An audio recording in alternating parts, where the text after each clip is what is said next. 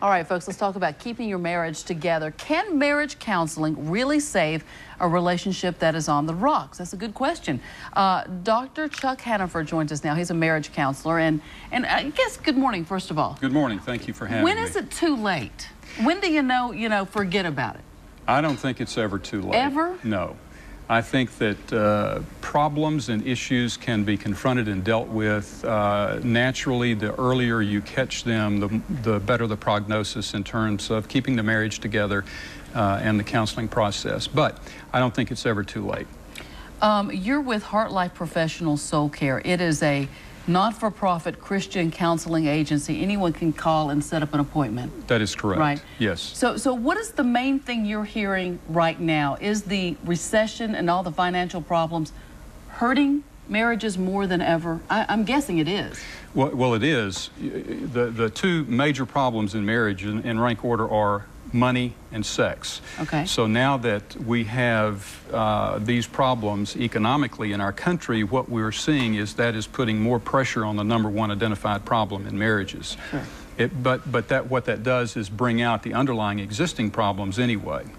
Right. When you have this financial pressure, Yeah. if you already got problems, it's going to make it worse. Yeah, if you're not communicating, if you're not working together as a team, it's just going to exacerbate or make the problems worse. We have a divorce attorney who's on every month or so, and she tells us that a lot of couples are living like in armed camps almost because it's so hostile. They can't afford to get divorced.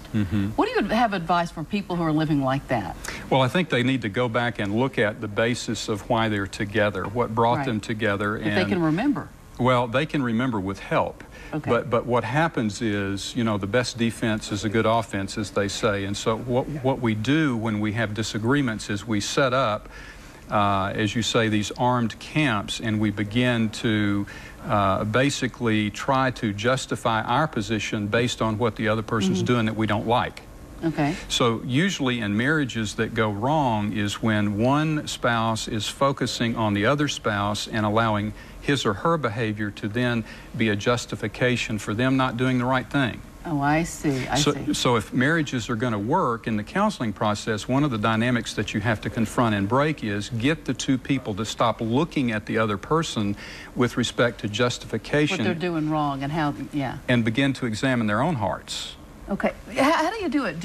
Can one person go to counseling and make it work, or do they both have to go? Well, it's a great question because sometimes one or the other will come in initially and because the other spouse has refused to come in. And what we can usually do is help that individual person focus on their issues and what they need to do. There's in marriage and family counseling, the Newtonian law exists. For every action, there's an equal and opposite reaction. And so many times what happens is we get a spouse coming in wanting to change their husband or wife. You can't do that because you don't have... You can should have known that before you got married. That's right. Right? Unrealistic expectations, and we talked about that earlier. But what you can do is change you, which then forces the other person to change in reaction to you. Okay. We're running out of time, but we have a full screen here with key questions for couples who need counseling. Yeah. No, we don't. That's one we don't have. Okay. But basically, how did we get here? You got to ask yourself, right? Yes. How to forgive and reconnect spiritually, emotionally, and physically. How to trust again. Yeah, trust. A commodity that's earned over time. Trust defined as consistency between what I say and what I do over a period of time. Wow.